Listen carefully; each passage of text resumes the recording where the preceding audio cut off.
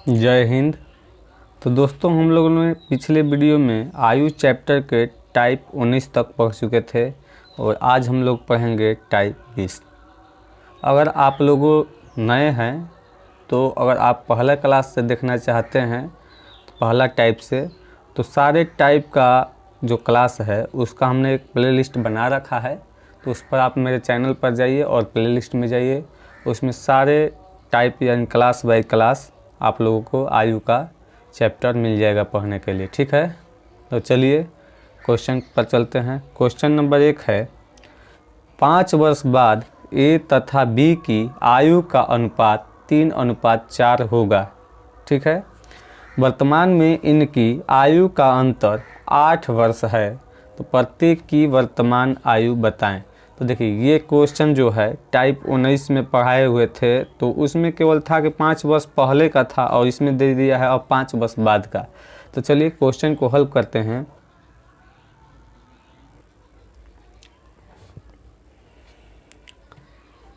तो क्वेश्चन दिया हुआ है ए और बी का अनुपात जो है दिया हुआ है, ए एंड बी का अनुपात जो दिया हुआ है 3:4 दिया हुआ है, और कब का दिया हुआ है तो 5 वर्ष बाद का अनुपात दिया हुआ है। तो +5 यहाँ पर लिख कर गोल घेर देंगे। ठीक है, अब क्वेश्चन बोल रहा है वर्तमान में इनकी आयु का अंतर 8 वर्ष है। तो वर्तमान में अंतर दिया हुआ है, वर्तमान में जो अंतर है किसका, ए और बी का, वो दिया हुआ है, कितना दिया हुआ है 8 वर्ष। तो वर्तमान में अंतर दिया हुआ है 8 वर्ष, तो 5 वर्ष बाद हमको जाना होगा क्योंकि ये 5 वर्ष बाद का अनुपात है। तो 5 वर्ष बाद हम लोगों का इसका अंतर निकालना होगा। तो 5 वर्ष बाद के लिए +5 लिखकर गोल घेर देंगे। 5 वर्ष बाद ए और बी का अंतर निकालना है। तो देखिए, जैसे 19 नंबर टाइप में हमने बताया था कि वर्तमान में मतलब कि आज आप और आपका और हमारे बीच का जो अंतर है 8 वर्ष का है। तो 5 वर्ष बाद भी जाएंगे तो आप में भी 5 वर्ष ऐड होगा और हम में भी 5 वर्ष ऐड होगा। तो दोनों का फिर अंतर निकालेंगे तो सेम ही होगा। जो मान लीजिए कि हमारा और आपका अंतर जो है 5 वर्ष का है, या मान लीजिए मैं आपसे 5 वर्ष बड़ा हूँ, तो 5 वर्ष बाद भी आपसे मैं 5 वर्ष ही बड़ा हूँगा। तो उसी तरह यहाँ पर भी है। तो वर्तमान में ए और बी का अंतर दिया हुआ है 8 वर्ष, तो 5 वर्ष बाद भी ए और बी का अंतर कितना हो जाएगा, 8 वर्ष ही होगा। तो यहाँ पर देखिए, इन दोनों का देखिए 5 वर्ष बाद का अनुपात, ये 5 वर्ष बाद का अंतर आ गया। तो इन दोनों का अंतर कितना है अनुपात में, तो दोनों में अंतर है 1, और 1 में दोनों का अंतर कितना है 5 वर्ष बाद का, तो 8 है। तो 1 में 8, तो 4 में 8 का 32, और 3 में 8 का 24। तो ये देखिए, ये जो एज आया 32 और 24, तो ये एज है कब का, ये 5 वर्ष बाद का दोनों का एज है। लेकिन हम लोगों का क्वेश्चन कह रहा है क्या कि प्रत्येक की वर्तमान आयु ज्ञात कीजिए। तो वर्तमान आयु निकालने के लिए 5 वर्ष का बाद का है, तो वर्तमान यानी आज आने के लिए 5 वर्ष इसमें हम घटाएंगे। तो दोनों में 5-5 वर्ष घटा देंगे, यहाँ पर भी -5, और घटाएंगे तो कितना हो जाएगा 19 हो जाएगा, और ये कितना हो जाएगा 27 हो जाएगा। तो यहाँ से बी का जो उम्र हो जाएगा 27 वर्ष, और ए का जो उम्र हो जाएगा 19 वर्ष। ये हो गया आंसर। ठीक है, क्वेश्चन समझ में आया, ज़रूर ही समझ में आया होगा। अगर नहीं समझ में आया है तो चलिए देखते हैं नेक्स्ट क्वेश्चन, उसमें ज़रूर समझ में आएगा। ठीक है, तो चलिए नेक्स्ट क्वेश्चन है क्वेश्चन नंबर 2। क्वेश्चन है 6 वर्ष बाद पी तथा क्यू की आयु का अनुपात 9:7 होगा। ठीक है, वर्तमान में पी क्यू से 10 वर्ष बड़ा है, तो प्रत्येक की वर्तमान आयु बताएं। तो क्वेश्चन दिया हुआ है पी तथा क्यू का अनुपात जो है 9:7 है, वो भी कब का है, तो 6 वर्ष बाद का है। तो 6 वर्ष बाद के लिए +6 लिख कर गोल घेर देंगे। और फिर क्वेश्चन बोल रहा है वर्तमान में पी क्यू से 10 वर्ष बड़ा है, तो बड़ा और छोटा का फैसला कौन करेगा, तो अंतर। बड़ा और छोटा का फैसला कौन करेगा, तो अंतर। तो यहाँ पर देखिए, वर्तमान जो है अंतर इन दोनों का दिया हुआ है। वर्तमान में अंतर जो है किसका, ए और पी और क्यू का जो अंतर दिया हुआ है वो दिया है 10। ठीक, तो 6 वर्ष बाद भी वो कितना होगा, मान लीजिए कि पी वर्तमान में मतलब आज पी क्यू से 10 वर्ष बड़ा है तो 6 वर्ष बाद भी पी कितना बड़ा होगा, क्यू से 10 वर्ष ही बड़ा होगा। तो यहाँ पर 10 वर्ष ही हो जाएगा 6 वर्ष बाद भी इन दोनों का अंतर। ठीक है, तो ये 6 वर्ष बाद का अनुपात है और ये 6 वर्ष बाद का ये अंतर है आयु का। तो यहाँ पर देखिए इसमें भी अंतर निकालेंगे 9 और 7 का तो 2 हो जाएगा। तो ये अनुपात में अंतर 2 हो गया और ये एज आयु में अंतर जो हो गया 10 हो गया। तो 2 में 10 तो 1 में 5 हो जाएगा। तो 7 में कितना हो जाएगा, 7 पच्चे 35 और 9 में कितना हो जाएगा, 9 पच्चे 45। तो ये जो आया हम लोगों का ये 6 वर्ष बाद का दोनों का एज आया है। ठीक ना। तो ये क्वेश्चन बोल रहा है प्रत्येक की वर्तमान आयु बताएं। तो वर्तमान लाने के लिए क्या करेंगे, इसमें से 6 वर्ष घटाएंगे और इसमें से भी 6 वर्ष घटाएंगे तभी ना वर्तमान में आएगा, क्योंकि ये 6 वर्ष बाद का दिया हुआ है। इसमें से 6 वर्ष घटा दिए तो ये कितना हो जाएगा, 39 वर्ष और इसमें से 6 वर्ष घटा देंगे तो कितना हो जाएगा, 29 वर्ष। ठीक है, तो यहाँ से पी का उम्र हो जाएगा 39 वर्ष और क्यू का उम्र हो जाएगा 29 वर्ष। ठीक है, चलिए तो अब बढ़ते हैं नेक्स्ट क्वेश्चन की ओर। ठीक है, यहाँ तक आप लोगों को समझ में ज़रूर आया होगा। तो अब देखते हैं नेक्स्ट टाइप।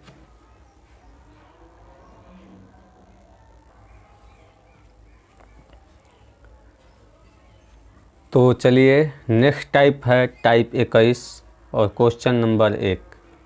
राम तथा श्याम की आयु का अनुपात 2:3 है। इनकी आयु का गुणनफल 216 वर्ष है। तो प्रत्येक की वर्तमान आयु बताएं। ठीक है, तो क्वेश्चन दिया हुआ है राम और श्याम यानी कि आर हो गया और एस हो गया, इन दोनों का आयु का अनुपात दिया हुआ है 2:3। ठीक है, अब वो क्वेश्चन बोल रहा है इनकी आयु का गुणनफल 216 वर्ष है। ठीक है, तो इसमें हम लोग क्या करते हैं कि के लगा देते हैं। ठीक ना, कि गुना करने में आसान होगा। तो ये मान लीजिए कि 3k हो गया और ये 2k हो गया। ठीक है, अब क्वेश्चन बोल रहा है कि इनकी आयु का गुणनफल 216 है तो इन दोनों का हम लोग गुना कराएंगे। तो 3 दूना कितना हो जाए, 3k और गुना 2k। ठीक है, और दोनों का गुणनफल दिया है कितना, 216 दिया हुआ है ना। अब 3 दूनी कितना हो जाए 6 और k में k से गुना कराएंगे तो कितना हो जाएगा, इसको 6 अच्छे से लिखिए, 6 हो गया और k में k से गुना करेंगे तो k स्क्वायर हो जाएगा और ये कितना हो जाएगा 216 हो जाएगा। और 6 से इसको कटाएंगे तो कितना हो जाएगा 36 18 और 6 6 36 यानी कि k स्क्वायर बराबर कितना हो जाएगा 36। तो k का मान निकालना है तो इसको क्या करेंगे, ये रूट में चला जाएगा 36 तो k का मान हो जाएगा कितना 6 हो जाएगा। तो अब क्वेश्चन बोल रहा है कि प्रत्येक की वर्तमान आयु बताएं। तो k का मान 6 आ गया तो इसमें k से गुना करेंगे, k का मान 6 रखेंगे तो 6 दूना कितना हो जाएगा, यानी कि 2 गुना k का स्थान पर 6 तो 2 छक्का 12 और इसमें 3 गुना k का स्थान पर गुना करेंगे तो 6 हो जाएगा k का स्थान पर। उसके बाद 36 18 यानी राम का जो उम्र हो जाएगा 12 वर्ष और श्याम का जो उम्र हो जाएगा 18 वर्ष। तो इस तरह इन दोनों क्वेश्चन का आंसर हो जाएगा, दोनों का प्रत्येक का वर्तमान आयु निकल आया। ठीक है, तो ये क्वेश्चन आप लोगों को समझ में आया। अगर नहीं समझ में आया होगा तो फिर देखते हैं नेक्स्ट क्वेश्चन, उसमें ज़रूर समझ में आएगा। ठीक है,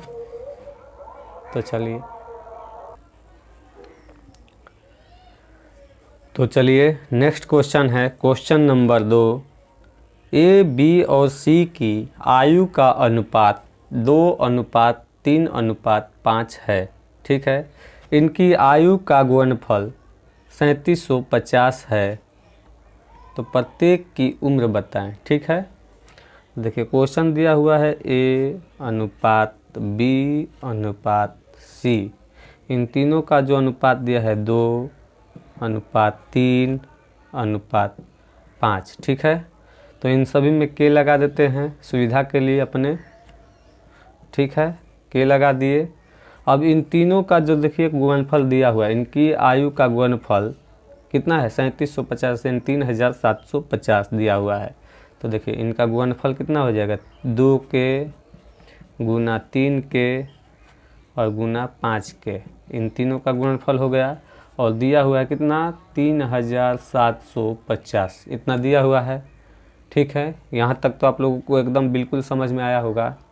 अब इसको हम लोग गुना कराते हैं, 2 3 6 6 5 30, तो 30 और 1 के 2 के 3 के, यानी तीनों के में गुना कराएंगे तो कितना हो जाएगा, के का क्यूब हो जाएगा। ठीक है, और इसको क्या हो जाएगा, 3750 दिया हुआ है। ठीक है, तो एक शून्य से एक शून्य को हम लोग कटा देते हैं। ठीक है, अब बच गया 3, और 3 में इसको हम कटाएंगे, भाग देंगे तो कितना हो जाएगा, 3 से भाग देते हैं, इसको कटाते हैं तो 3 एकम 3, यहाँ पर बच गया 7, तो 3 दूना 6, और फिर उसके बाद बच जाएगा 1 और 5, 3 5 15, तो के का क्यूब जो हो जाएगा आ जाएगा 125। ठीक है, तब के का मान निकालने के लिए हम लोग क्या करेंगे, तो इसमें क्यूब में कितना हो जाएगा 125, और यहाँ पर ये क्यूब लग जाएगा 3। ठीक है, इसके अंदर तब इसको हम लोग तोड़ेंगे तो कितना हो जाएगा, ये 5 गुना 5 गुना 5।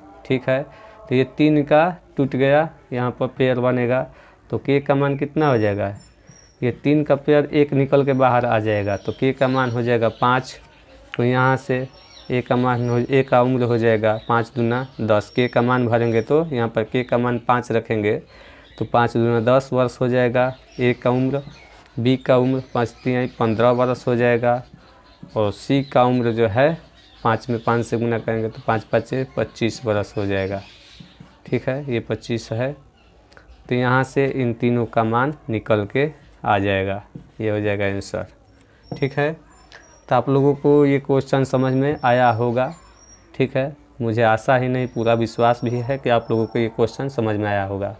तो देखिए हम लोगों ने एज चैप्टर के टाइप 21 तक पढ़ चुके हैं, और एक टाइप बचा हुआ है जिसको हम लोग अगले वीडियो में पढ़ेंगे, क्योंकि वो इस वीडियो में पढ़ा सकते थे लेकिन वो टाइप जो है थोड़ा हटके है, वो बहुत इम्पोर्टेंट टाइप है, इसलिए इस चैप्टर में मैं नहीं पढ़ाऊँगा, इस क्लास में मैं नहीं पढ़ा रहा हूँ। ठीक है, तो वो अगले क्लास में मिलेगा। उसके बाद हम लोग क्या करेंगे कि एक बुक है, कोई भी बुक मान लीजिए RS अग्रवाल का ही है, तो उसमें वो क्वेश्चन को देखेंगे जो हम लोगों ने टाइप में नहीं पढ़ा है। ठीक है, उन सभी क्वेश्चन को हम लोग हल करेंगे। उसके बाद आप लोग कमेंट कीजिएगा कि इस एज चैप्टर के बाद हम कौन सा चैप्टर पढ़ें। ठीक है, जो आप लोग बोलिएगा वही चैप्टर हम लोग स्टार्ट करेंगे, नेक्स्ट चैप्टर। ठीक है, ऐसे मैं कम्युनिटी में पोस्ट कर दूंगा कि बताइए कि आप लोगों को कौन सा चैप्टर पढ़ना है, 2-3 चैप्टर का नाम मैं डाल दूंगा, उसके अनुसार आप लोग बताइएगा